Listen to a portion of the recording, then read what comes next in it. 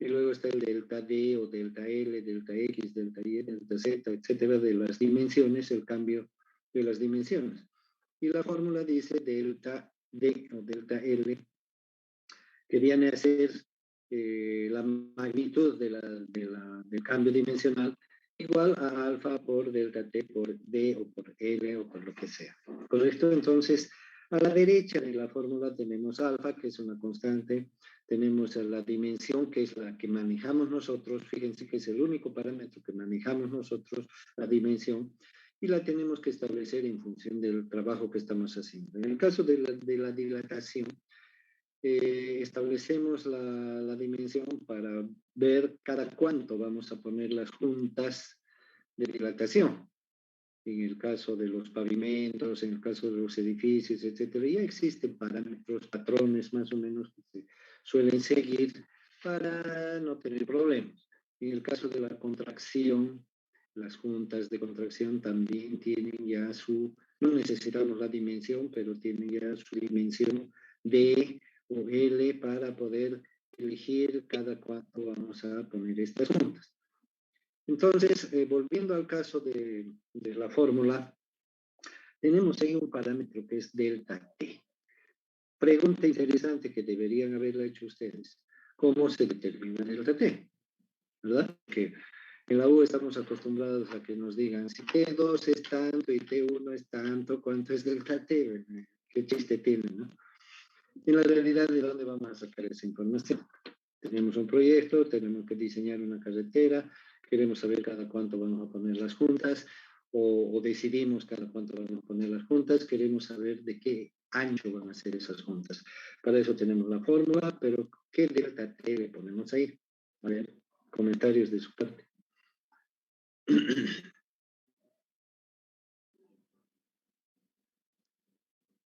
¿Qué variación de temperatura esperamos? Por supuesto, tenemos que saber dónde es la carretera, si fuera una carretera, ¿no? Si es en Santa Cruz, en Oruro, en el África, tendrá distintas connotaciones las variaciones de temperatura. ¿Cuál será el delta T? ¿Cuál será el valor mayor y el valor menor a tomar en cuenta? Bueno, para abreviar, normalmente cuando se diseña una estructura se determina su probable periodo de vida útil, es decir, para cuánto tiempo está haciendo una carretera, para cuánto tiempo está haciendo un edificio, cualquier otra estructura. Entonces se hacen estimaciones en función del uso que se le va a dar, la función que va a cumplir, en función de la inversión que se está haciendo, porque también tiene mucho que ver el periodo de recuperación de la inversión, ¿no es cierto? Uno invierte dinero y la estructura tiene que prestar un servicio que compense esa inversión. Entonces, de acuerdo a eso se decide en las estructuras de hormigón generalmente 20, 30, 40, 50, 100 años, ¿no? Entonces, en esos 100 años, ¿cuál va a ser el TATEM? No podemos hacer un pronóstico, pero sí se hace un análisis de la estadística existente para un periodo similar. Si, digamos, queremos hacer para los próximos 50 años, podemos analizar las estadísticas de cambios de temperatura, digamos que fuera en Santa Cruz, de los últimos 50 años o más, ¿no? Y de acuerdo a eso podemos elegir un delta máximo, o perdón, un valor máximo de T2, digamos, y un T1 mínimo. ¿No? Entonces, ese es el primer paso que se da. Es un pronóstico basado en el pasado, pero no siempre se va a repetir, pero bueno, lo primero que tenemos. Cuando elegimos la temperatura mayor y la temperatura menor, en realidad es el delta T enorme.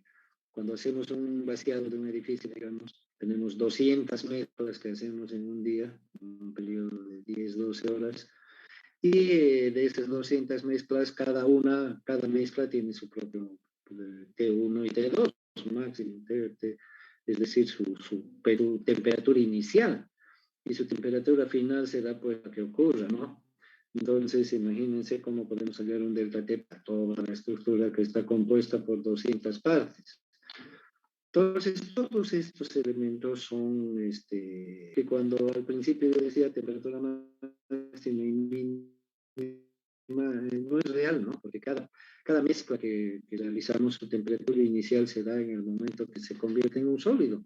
Esa es la temperatura inicial, por lo tanto, cada mezcla va a tener su propia temperatura inicial y la final ya será la de referencia que tenemos en cuenta. Así que fíjense, el delta T es bastante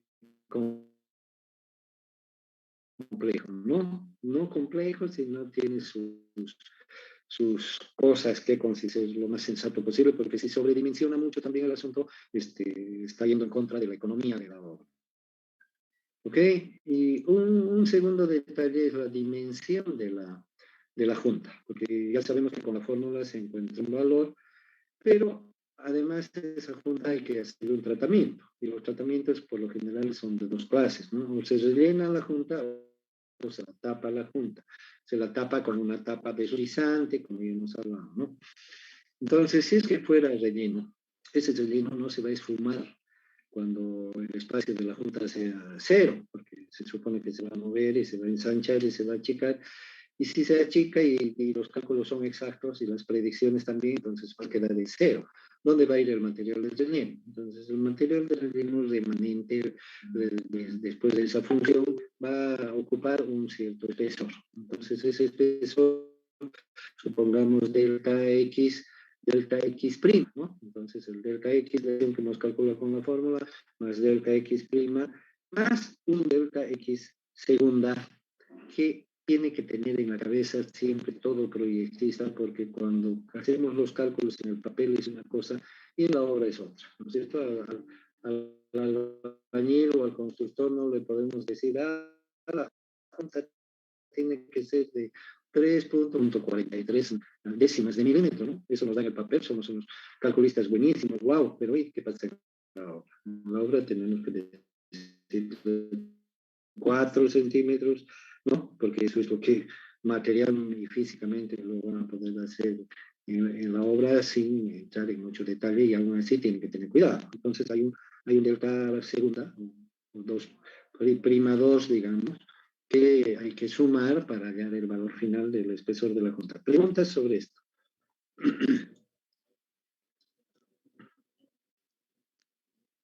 Nada.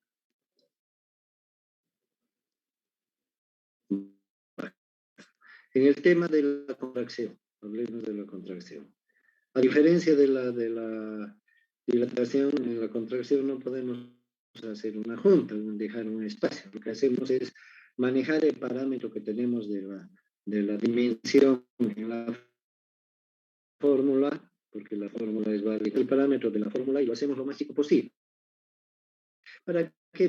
Para que los esfuerzos internos que se generan cuando hay el cambio dimensional, en este caso contracción, no tengan una magnitud tan grande como para arruinar el material y dañar. Entonces lo que hacemos es reducir. La junta de contracción no es lo mismo que la junta de dilatación, que ya lo hemos calificado como un espacio libre. En el caso de la junta de contracción no es un espacio libre, es una partición. Si pudiéramos hacer esa partición con un rayo láser que tenga 0,00 milímetros de espesor, igualito funciona, ¿no? Porque lo que estamos haciendo es separar una parte de otra. Cada una de las partes se va a contraer sobre sí misma, es decir, que esa separación se va a ensanchar cada que haya contracción. Cada estado natural se va a cerrar esa separación. Y ustedes dirán, ¿y qué pasa si se dilata? Para eso están las juntas de dilatación. O sea, que una vez que esté pegada una parte con otra, va a actuar como un todo y van a funcionar las juntas de dilatación. Entonces, así es la cosa. Y un detalle aclaratorio, porque ustedes se habrán dado cuenta que todos los ejemplos de las juntas de contracción, inclusive las imágenes y la descripción, se está refiriendo a pavimentos. ¿Por qué? Porque el pavimento es una estructura de hormigón normalmente sin armadura. Entonces, el hormigón se dilata, se contrae, lo estamos trabajando de acuerdo a eso. Pero si aplicáramos el mismo criterio de hacer particiones, como hacemos en el pavimento, que las losas están cuadriculadas, las calles, etcétera, si aplicamos el mismo criterio para un edificio, imagínense cómo tendría que ser la losa y los elementos de un edificio, de un puente también tendrían que ser cuadriculados, huecos, ¿no? Con huecos cada cierto espacio, cómo se mantendrían flotando en el aire. Entonces, obviamente, en este tipo de estructuras de hormigón armado, estoy hablando de hormigón armado, entonces no se suelen hacer las particiones para juntas de contracción. Lo que se hace es reforzar la estructura, no reforzar, sino aprovechar el refuerzo que ya la tienen, que es el acero, ¿no? Aprovechar eso para que ayude, entre comillas, a soportar los externos generados por las contracciones. Entonces no hay juntas de contracción en puentes ni edificios, ¿sí? Al menos en las partes de hormigón armado, ¿no? Si un edificio tiene un pavimento, ahí funciona la cosa tal como hemos hablado. ¿Ok? Entonces esa sería la figura en cuanto a las juntas de contracción causadas por, no juntas de contracción, sino la contracción o dilatación causadas por cambios de temperatura. Ahora tenemos el factor de la humedad, ¿sí? Que también puede bajar o puede aumentar la humedad. Cuando la humedad aumenta, al igual que cuando aumenta la temperatura, el hormigón se dilata. Pero obviamente cuando hablamos, dilatar es la misma palabra en ambos casos, pero dilatación térmica con dilatación por aumento de humedad tiene una diferencia abismal en cuanto a las cifras. O sea que las dilataciones por aumento de humedad son mínimas, son imperceptibles prácticamente en términos prácticos y en general no causan daño, ¿no? Porque son mínimas si ocurren, por ejemplo, en una fundación y la fundación se hinchara, en el supuesto caso, eh, Ingeniero. están rodeadas de suelo, que es un material elástico, o sea que no tiene consecuencias. Diga, por favor. Disculpe que le interrumpa. Respecto a lo último que dijo de que para las contracciones del hormigón no usamos juntas de contracción, entonces lo que nos apoyamos es es en las armaduras que llevan, ¿no? Uh -huh. Entonces, de igual forma, como la armadura evita nos ayuda a que el hormigón se contraiga, también va a ayudar a que no se dilate. El tema es el siguiente, ¿no? Tanto la contracción como la dilatación generan esfuerzos dentro del material, porque en alguna parte del texto ya se describe que si analizamos con mayor profundidad lo que es una dilatación, lo que es una contracción, que son cambios dimensionales, en realidad son cambios de posición de las partículas, porque una partícula que está en un lugar se mueve hacia otro. Y ese cambio tiene una fuerza que lo produce y tiene una reacción, acción y reacción. Entonces, esa reacción es un esfuerzo del material. Cuando ese cambio o ese esfuerzo es muy grande, el material puede tener problemas. Entonces, cuando ocurre la dilatación, estamos minimizando ese esfuerzo a través de la junta porque estamos dejando libre el material para que pueda expandirse sin ninguna oposición. Obviamente que el material no está flotando en el espacio, va a tener fricción, por ejemplo, el pavimento tiene fricción con su base y es súper pesadote, ¿no? El hormigón que está sobre el suelo. Hay una cierta magnitud de fuerzas que se oponen al movimiento, no es tan liberal como pensamos, pero esos límites que hemos establecido de longitudes y distancias entre juntas de expansión justamente nos están previniendo que esos esfuerzos no sean excesivos. En el caso de la contracción pasa lo mismo. Cuando estamos reduciendo los elementos, estamos ayudándole al material a que no tenga que esforzarse tanto. En el caso de los edificios y los puentes que no tienen estas particiones, los esfuerzos son grandes, son más grandes. Estamos hablando ahora de la contracción, porque la dilatación funciona exactamente igual. Los puentes tienen juntas de dilatación, los edificios tienen juntas de dilatación, pero ¿qué pasa con la contracción si no podemos hacer esa partición física que estamos hablando? Entonces, lo que ocurre en el hormigón armado es que el acero, que en realidad es un acero estructural que lo hemos puesto para soportar cargas, esfuerzos, solicitaciones que sean del caso, esa armadura está ayudando a que el material no se fisure, porque ¿qué es una falla por cambio dimensional? Es una fisuración, el material se parte. De alguna manera, se puede partir parcialmente, se puede partir totalmente, se puede partir superficialmente, se puede partir en el interior, algunas veces ni se percibe ni se sabe.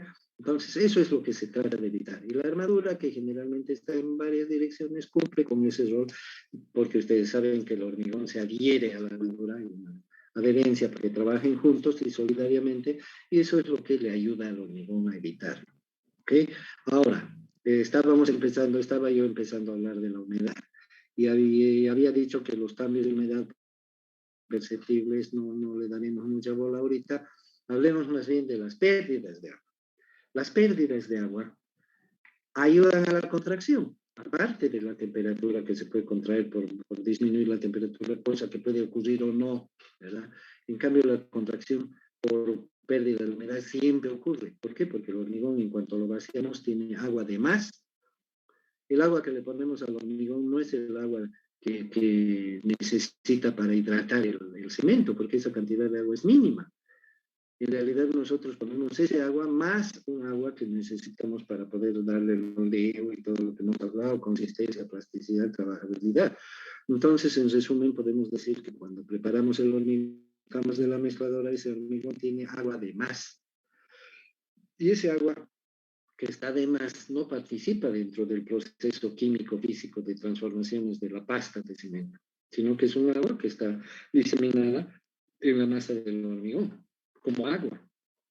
Y ese agua tiene que irse a alguna parte. Una vez que hacemos el moldeo, el manipuleo, lo dejamos el hormigón en reposo, este agua, ¿dónde va? Ese agua está afectado por la capilaridad, está afectado por la gravedad, está mojando lo que le toca, se está evaporando, etc. Entonces ese agua sale. Al salir deja espacios. Como la masa todavía no está solidificada, esa masa tiende a ocupar esos espacios por gravedad, etc. ¿No es cierto? Entonces hay un cambio posicional de las partículas que le llamamos en este caso contracción, si es que el material tiende a achicarse. A medida que pasa el tiempo, esto va cambiando de estado, se va solidificando, hay un momento en que es sólido, ya no puede hacer ese movimiento de tratar de ocupar los espacios, pero las tensiones siguen tendiendo a lo mismo, ¿no? Porque el agua está saliendo. Entonces, ese material que ya es un sólido, pero que no tiene capacidad resistente, está sufriendo, ¿no es cierto?, los esfuerzos causados por esa tendencia a la contracción. Y no estamos hablando de temperatura, estamos hablando de pérdida de agua.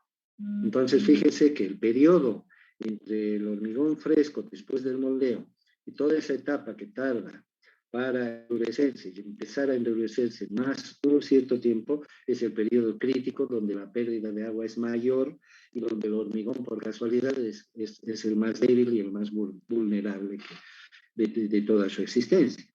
Por lo tanto, estos factores, junto con el medio ambiente, ¿no es cierto?, que puede estar alta temperatura, calor, viento, falta de humedad, etcétera, que aceleran la pérdida de agua, tornan este problema y este fenómeno en un fenómeno crítico, un fenómeno tan crítico que si yo me animaría a dar una cifra, yo diría que casi en el 60-70% de nuestras obras en Santa Cruz tiene consecuencias. Si se fijan un poquito, vayan a una obra que está en proceso y van a ver que tiene un montón de rajaduritas por ahí, partiduritas más chicas, más grandes, etcétera, ¿no? Según la calidad del trabajo.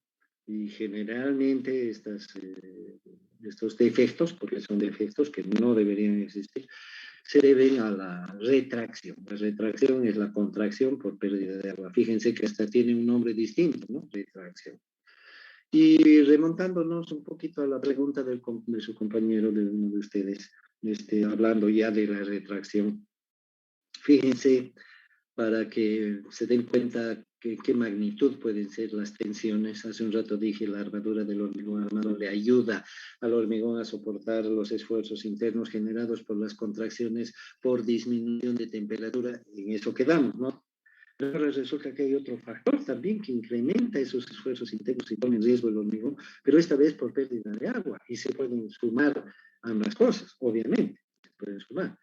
Entonces, fíjense que ya la armadura que contiene el hormigón armado, la armadura estructural ya no es suficiente. Tenemos que aumentarle una armadura. Y ahí nace lo que se conoce como armadura de retracción.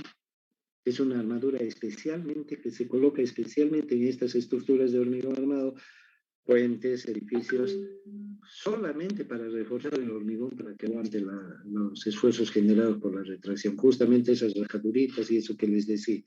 Y se preguntarán ustedes, ¿y por qué si tiene esa armadura y todo se sigue rajando y siguen apareciendo? Por dos razones. Una, porque está mal hecho el trabajo. ¿Mm? Porque si nos dicen que costurar es para que no se abra la tela y se abre, quiere decir que está mal costurado, ¿no? Primera razón. Segunda razón, porque no hemos tenido los cuidados necesarios, porque aparte de poner la armadura como se debe poner, donde se debe poner, cuando se debe poner, esa armadura de retracción que es un refuerzo para ayudarle al hormigón. Aparte de eso, hay que cuidar, la función del ingeniero es cuidar que ese proceso de pérdidas de agua sea lo menos dañino posible. O sea, reducir los riesgos, minimizarlos. Todo eso es tarea del ingeniero, no es que porque la armadura está ahí ya no va a pasar nada, no pasa nada, ¿no? Esa historia, esa frase la tenemos que eliminar de nuestro léxico profesional. Como personas somos libres de actuar como sea, pero como profesionales no. Tenemos una responsabilidad, ¿verdad? Nos están pagando por un servicio y para hacerlo bien.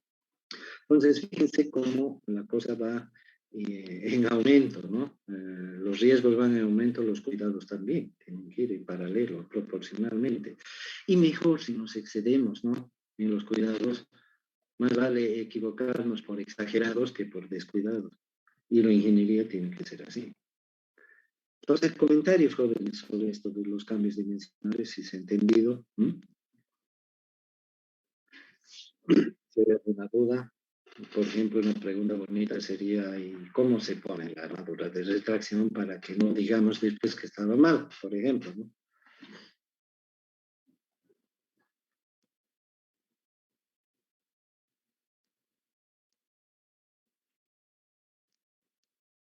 Bueno, si no hay nada, continúo. Verán que se habla rápido, etcétera, porque hay esta temática, ¿no? Y esto va a ir creciendo. Y ojo que cada cosa está ligada con la anterior, con la anterior, con la anterior, y al final se hace una teoría que nos va a servir para entrar en la práctica. ¿Ok? Entonces, tener en cuenta Ingeniero, todo esto, ¿no? Claro. una forma de evitar, se podría decirse, la fisura, podría ser añadir menos cantidad de agua, porque cuando más cantidad tiene de agua, sería, más cantidad de agua se contrae más. El hormigón se contrae más cuando más cantidad de agua tiene. Por ejemplo, si analizamos el tema de una columna, cuando nosotros echamos hormigón con una cantidad sobrepasando la óptima, podríamos, porque creo que en la mayoría de las construcciones en las columnas las vibran, usan vibradores para el moldeo. Entonces, cuando se usa vibradores, esto de la parte de la que el hormigón en la parte de abajo de la columna hace que el vibrador hace que el agua suba hacia arriba. Entonces, tenemos un hormigón en la parte de abajo con menos cantidad de agua y arriba tenemos un hormigón con más cantidad de agua. Entonces, abajo se va a contraer menos que arriba. O sea, arriba se va a contraer más que abajo. Ya, hay tres factores. Todo lo que dice está bien, pero algunas observaciones. Hay tres elementos que ponen en riesgo más riesgo al hormigón para tener consecuencias negativas con la retracción. Como usted bien dice, lo primero es la proporción de agua, obviamente. Si hay más agua, es más agua que tiene que salir. Entonces, mayor riesgo de pérdidas de agua. Si tiene poca agua, el riesgo de pérdidas es poca, ¿no? Si uno tiene poca plata y le roban, el riesgo es pequeño. Si uno tiene alta plata y le roban, el riesgo es mayor en cuanto a la pérdida. Entonces, es obvio la cantidad de agua. Primer factor. Segundo factor, todos los elementos que ayudan a que favorecen la pérdida de agua. Altas temperaturas, calor, fuentes de calor, viento, corrientes de aire, falta de humedad en el ambiente, todo eso hace que el agua salga, ¿no es cierto? Además de otras cosas, como por ejemplo que el encofrado esté lleno de huecos, ¿no es cierto? Los otros elementos, descuidos en el trabajo. Y el tercer factor es los cuidados que tenemos que tener, ¿no es cierto? Porque además de lo que yo dije del agua y de los factores ambientales o externos que pudieran haber, también está pues la participación humana, ¿no es cierto? Si yo salgo a la lluvia, me mojo, pues, ¿no? Pero si yo salgo con paraguas, me mojo menos. Entonces, hay una participación humana que puede reducir los riesgos. Y esa es justamente la tarea del ingeniero, aparte de que debe por responsabilidad y por todo el conocimiento que estamos adquiriendo, bregar para que el uso del agua sea racional. aparte de cuidar que todos los factores externos adversos sean en lo más posible controlados, ¿no? No podemos controlar la intemperie, pero sí podemos tomar medidas como esa de agarrar el paraguas, ¿no es cierto? Aparte de eso, tiene que también el ingeniero que acompañar todo el proceso de modo que sea lo más favorable posible. ¿Y cuándo tenemos que tener los mayores cuidados? Cuando el agua es mayor, que es al principio, y también coincide, fíjense, cuando el hormigón es más débil, ¿no? O sea, el daño es más grande, el riesgo es más grande y la víctima es más débil. Entonces las dos cosas se juntan. A medida que el tiempo va pasando, el hormigón se va haciendo más fuerte después de una semana, después de 2 semanas, siendo más fuerte. Por lo tanto, podemos disminuir un poco la intensidad de los cuidados. No quiere decir que sea obligatorio que tengamos que disminuir, pero podemos hacerlo racionalmente hablando. Entonces son tres factores, ¿no? El agua, las condiciones ambientales y la participación del ingeniero. Número uno. Número dos, no nos toca hablar todavía de esto, pero tocó el tema de la vibración, es un tema aparte. La vibración es un tema aparte. Lo que usted dice que sale el agua, etcétera, es un defecto de la vibración, es una vibración mal hecha. Porque cuando preparamos el hormigón, una de las cosas importantes que tenemos que lograr, como cuando preparamos un locro, es lograr que el locro sea homogéneo. No le podemos servir a uno que tenga que puro arroz y nada de charque, y el otro puro charque y nada de arroz. Entonces, tiene que ser homogéneo. A todas las personas que les sirvamos tienen que más o menos describir las mismas proporciones en sus platos, ¿no es cierto? En el hormigón, con mayor razón, pues el hormigón tiene que ser homogéneo. Entonces, cuando hacemos una vibración que se llama, es un método de consolidación del hormigón, cuando hacemos una vibración, la vibración tiene, como todas las cosas, tiene su manera correcta de hacer. Entonces, la vibración tiene por objeto consolidar el hormigón, tiene por objeto llenar los vacíos a los que no hubiera llegado el hormigón preso. Esa es la función de la vibración o de cualquier otro método de consolidación. Entonces, cuando la vibración se hace en exceso, es cuando se produce lo que usted menciona de que el agua sube y obviamente al subir el agua los sólidos bajan. ¿Qué es eso? Es una deshomogenización del material. Es como que lo sacudamos mucho la olla y por ese motivo el arroz se va abajo y el charque sube arriba. Es lo mismo. Entonces, al servir, vamos a servir desigual. Va a salir un locro, charque, majadito, no sé, ya me chipé, va a salir desigual. Y el hormigón también en la obra va a salir desigual. O en la columna va a estar arriba de una, con más agua y abajo de otra. Eso no es correcto. Tenemos que evitarlo. Fíjense que la tarea del ingeniero en la obra es bastante abundante, bastante importante y bastante, quiero decir, detalle, de permanencia, de atención, ¿no? O sea que a mí realmente me sorprende mucho ver obras donde el ingeniero está charlando, está chateando, ¿no? O está en su oficina con aire mientras los demás están trabajando, o sencillamente no va, ¿no? Está cotizando por celular, no sé. ¿Pasó algo, jóvenes? No sé, yo he visto un cambio acá. ¿Me escuchan? Sí, se puede escuchar, ingeniero. Se lo escucha, ingeniero. ¿Me ven también? Ah, bueno, Sí. aquí Sí, me sí, salió otra cosa, no sé. Ok, sí, lo entonces vemos. le comentaba eso, ¿no? No sé si se entendió, se escuchó. El tema de la vibración lo vamos a ver más adelante en el manejo del hormigón. Pero que quede claro entonces el asunto de la retracción, mucho cuidado, ¿no? Agua, condiciones climáticas, etcétera, y cuidados. ¿No? Cuidados. ¿De quién? Del ingeniero, del ingeniero. El médico es el que recomienda los cuidados, ¿no es cierto? Para el paciente que tiene que comer, que no tiene que comer, a qué hora sus medicinas, cada cuántas horas, que le controle la temperatura. El médico es el que ordena todo eso y las enfermeras y los encargados hacen los exámenes, las radiografías, etcétera, ¿no? En la obra, el escenario, ¿quién es el tipo que tiene que hacer todo eso? El ingeniero de jóvenes, no es la gente, no es nadie más, es el responsable, es el ingeniero. Hay que meterse eso a la cabeza. La tarea es grande, lo que hay que hacer y es importante. Y además es bonito si uno le pide así su oficio, su gusto, su elección, su vocación, supuestamente. Bueno, volteo la página un poquito de los cambios dimensionales. ¿Ok? Entramos a hablar de deformaciones. Deformación. El primero, qué es la deformación? Es el cambio de forma. Hasta ahora hemos hablado de cambios dimensionales. En el texto se menciona una escena imaginaria donde tenemos un espacio, digamos el espacio de la habitación, en ese espacio está flotando una esfera de hormigón. Entonces, si en ese espacio libre, que es la habitación, aumenta la temperatura, esa esfera va a crecer, pero va a seguir manteniendo su forma de esfera. Si la temperatura baja o la humedad baja, qué sé yo, se va a contraer y se va a achicar, pero la esfera sigue siendo esfera. ¿Correcto? En la práctica, si ustedes se fijan, eso no existe, ¿no es cierto? Por lo menos dentro de la atmósfera de la Tierra, las estructuras no están flotando en el espacio ni son esferas, ¿verdad?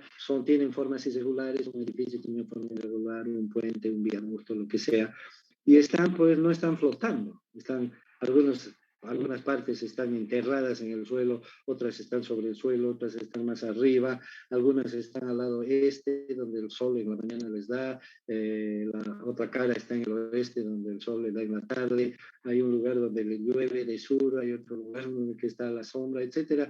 Los cambios de temperatura, los cambios de humedad son diversos, son distintos, son variados y además variables, ¿no? A las 1 de la mañana, a las 3 de la mañana, a las 5 de la mañana, a las 3 de la tarde.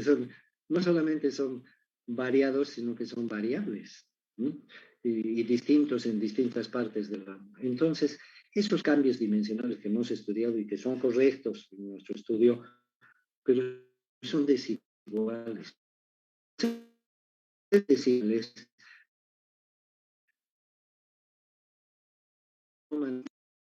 formas de pensar. Entonces, todos esos fenómenos le llamamos deformaciones porque son cambios de forma y están afectando a las estructuras permanentemente, 24 horas al día, 365. Entonces, esa idea que tenemos de que los edificios le sacamos una foto y siempre están ahí, y si le mediría de milímetro, mantienen sus dimensiones y sus formas, ¿no? Plural y de la ingeniería, entender estos fenómenos para ver en qué medida afectan a las estructuras, a las obras que hacemos. Entonces, con el este de las dilataciones y las contracciones y los cambios ya hemos más o menos resuelto los problemas de deformaciones por cambios dimensionales diferenciales. Le estoy llamando así para mencionar, para hacer referencia a que todos los cambios dimensionales que ya hemos estudiado por dilatación, contracción, por temperatura o por agua,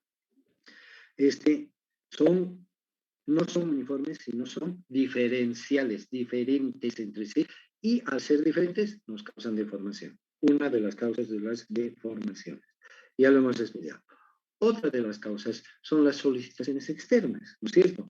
Con presión ponemos un peso sobre algo, se aplasta. ¿Qué está pasando? Se está deformando, ¿no es cierto? Estiramos, se alarga, se está deformando. Un elástico lo tomamos de sus extremos, lo alargamos al doble, al triple, increíblemente se puede deformar y siempre de su forma lo soltamos y vuelve a su lugar. Todas estas deformaciones causadas por acciones externas, sean cargas, sean, qué sé yo, presiones o lo que sea, a ese tipo de deformaciones que llamamos deformaciones por solicitaciones externas, y son justamente las que más nos suelen ocupar en la ingeniería civil porque calculamos las cargas, los pesos, los momentos, los esfuerzos del corte, todo, y dimensionamos las estructuras para que sean capaces de soportar esas cargas. Pero, ¿qué pasa?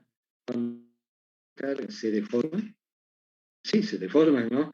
Ahí tenemos el gráfico en nuestro texto donde nos muestra que cuando la carga es 0, la deformación es 0. Cuando la carga es 1, la deformación es proporcional a 1. Cuando la carga es 10, la deformación es proporcional a 10. ¿Eso qué significa? Si las estructuras están todo el tiempo funcionando, para empezar tienen carga, peso propio, ¿no es cierto? O sea que siempre están cargadas. Entonces siempre existirán deformaciones. Ahora, ¿qué es lo que interesa en el cálculo estructural? La magnitud de las deformaciones. Podemos llegar a un máximo de deformación donde la estructura está a punto de romperse, podemos llegar ahí siempre que estemos seguros que no se va a romper, ¿verdad? Ese es nuestro límite de dimensionamiento y de uso de los materiales, ¿verdad? Hasta ese límite, por eso lo estudiamos. ¿Cómo podemos hacer también una estructura que no se deforme nada? Pero para que no se deforme nada tendría que ser inmune a las cargas que soporta. Entonces, pregunta, ¿cómo tendríamos que hacer una estructura que se deforma 2 centímetros, por decir algo, para que se deforme menos, sin cambiar las cargas?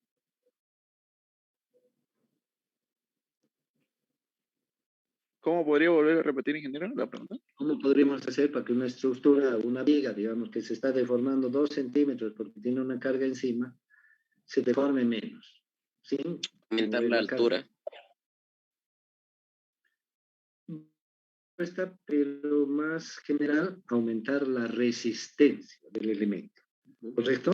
Entonces, si una viga que tiene una carga, por decir una viga, se está deformando 2 centímetros, 1 centímetro, queremos que se tome solo.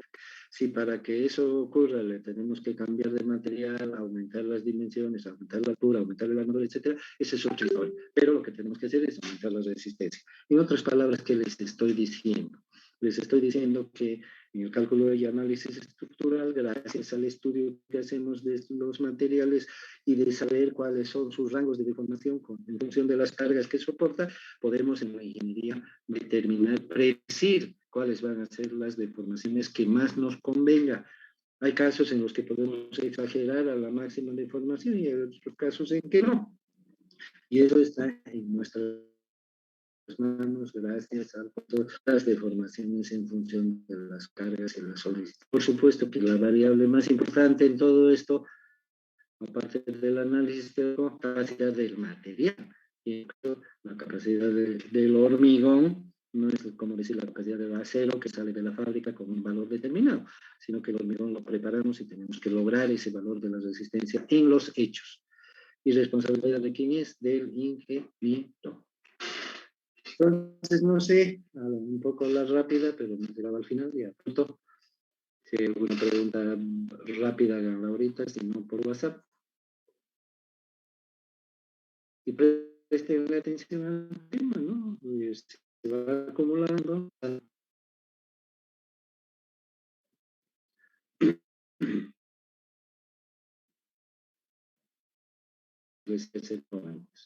Gracias.